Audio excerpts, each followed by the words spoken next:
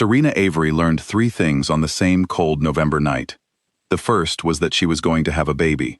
The second was that the man whose child she carried had just announced, in a room full of powerful people, that there was no woman in his life who mattered.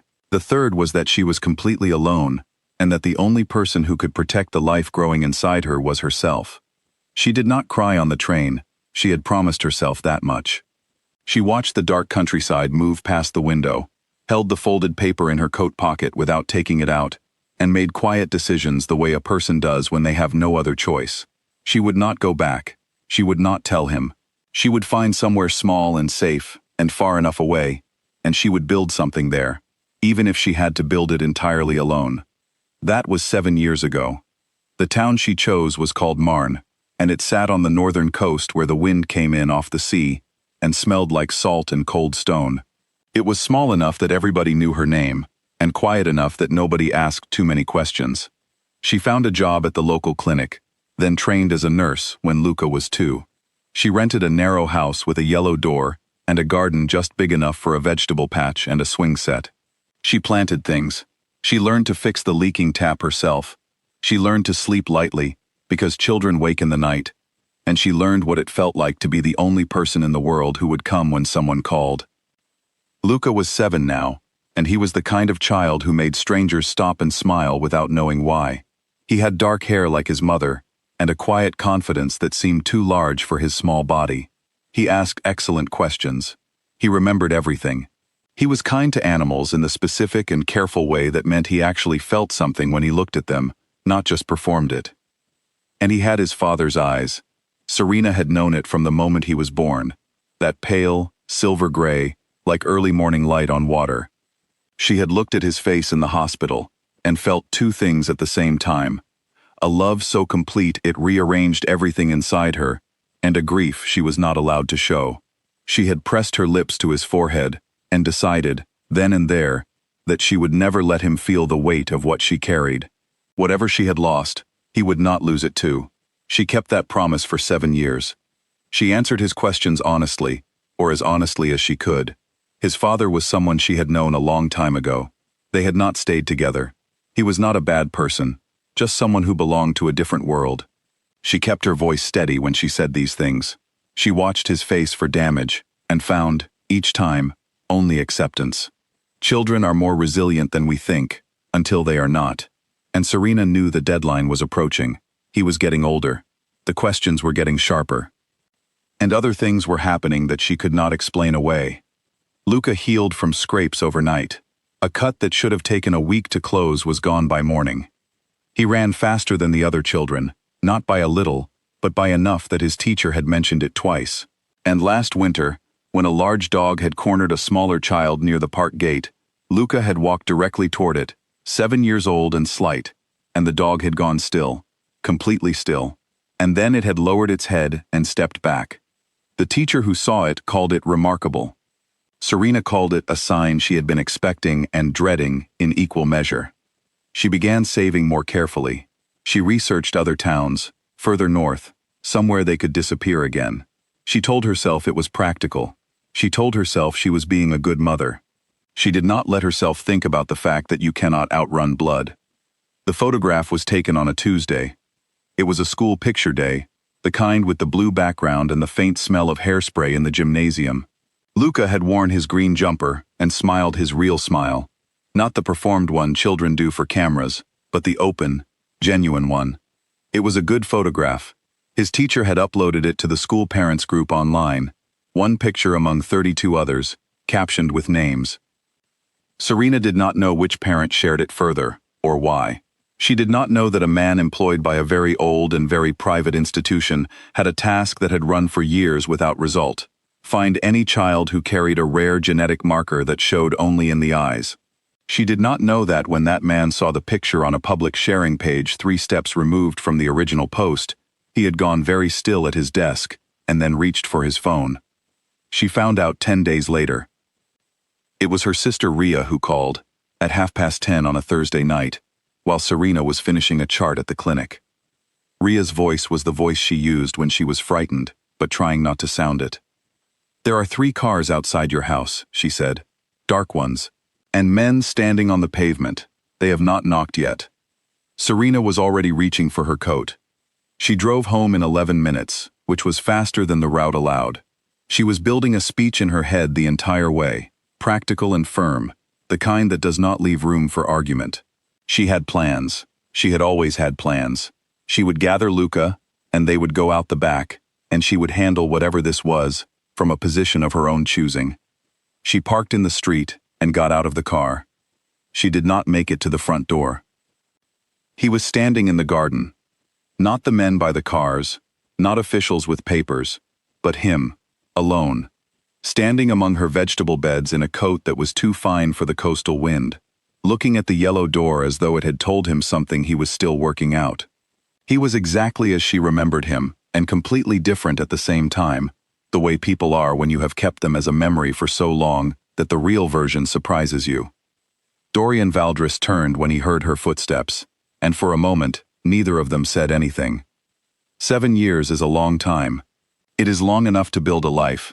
It is also long enough that when the thing you buried finally surfaces, it comes up with everything still attached to it, all the weight preserved. He spoke first. He said her name, only her name, and she heard in it something she had not expected. Not authority, not accusation, something quieter than both. She stopped on the garden path and looked at him and said, "What are you doing here?" He said, "I needed to see if it was true."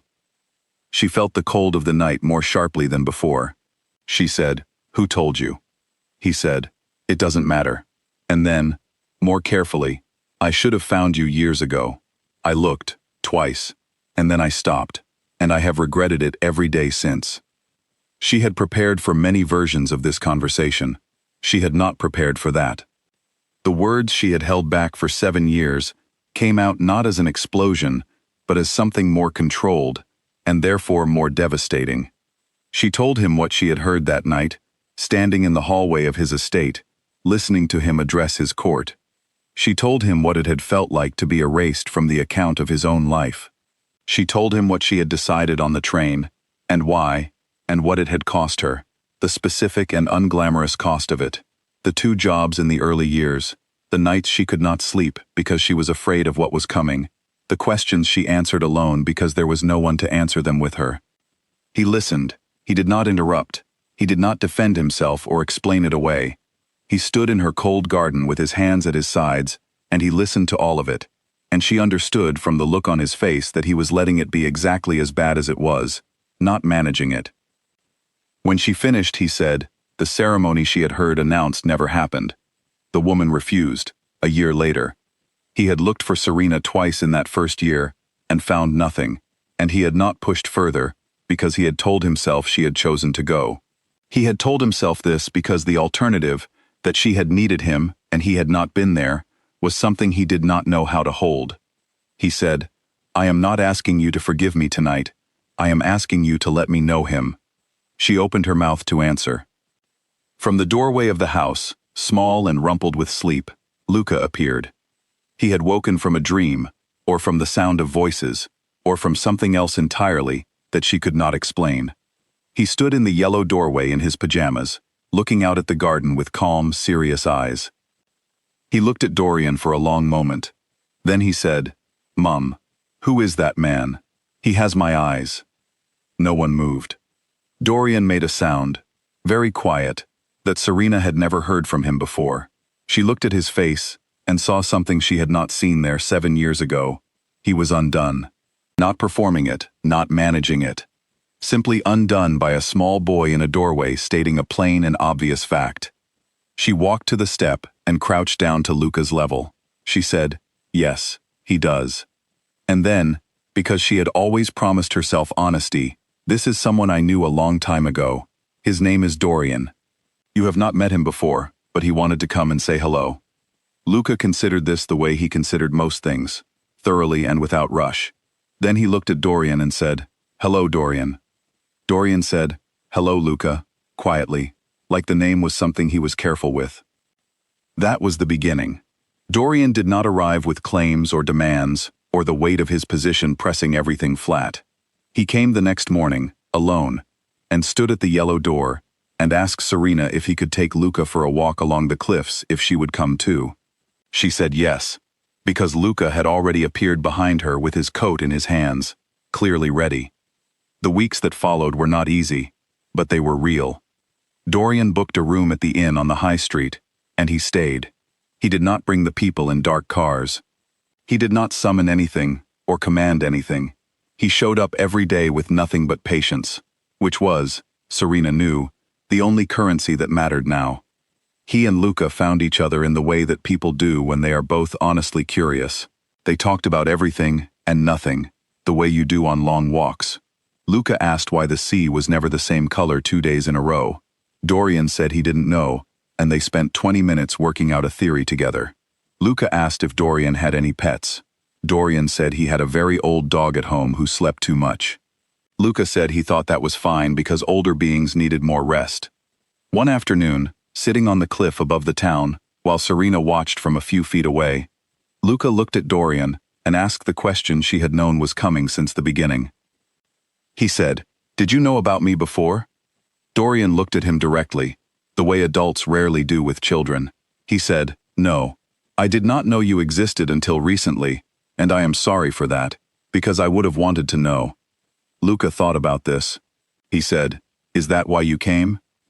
"Yes," Dorian said. "I came because I wanted to know you, if you would let me." Another pause. Luca watched a bird moving against the gray sky. He said, "Okay, but my mum comes first. That is just how it is."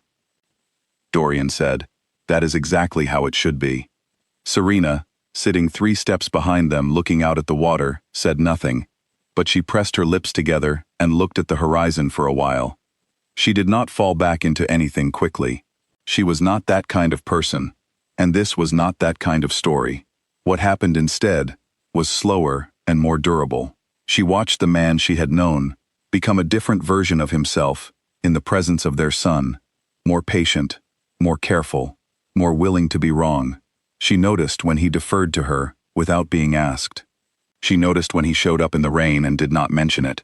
She noticed when he asked Luca what his favorite book was, and then, the following week, had clearly read it, because he referenced it in a conversation with the naturalness of someone who had done their homework because they wanted to, not because they had to. She began, very slowly, to let herself notice him. She did not say anything about it. There was no conversation, no declaration. It was simply that one evening, she made 2 cups of tea instead of 1, and handed him the second when he came to the door, and that felt like enough for now. On a Sunday in late December, the 3 of them walked the cliffs above the sea. The sky was pale and the wind was cold, and the light was the particular winter light that makes the world look clean. Luca ran ahead with his arms out, the wind catching him, and he laughed at something only he could see. Dorian stood beside Serena, close but not touching. She looked at her son running along the cliff path and felt, for the first time in a very long time, that the weight she had carried was still hers, but no longer only hers. She did not know what came next. There were things still unresolved, conversations still to be had, a world much larger than this small town waiting to be navigated. She knew it would not be simple, but she had never needed simple. She had needed true. She did not look at Dorian. She watched Luca, arms still out, laughing into the wind. Dorian did not reach for her hand. He simply stood close, and she let him.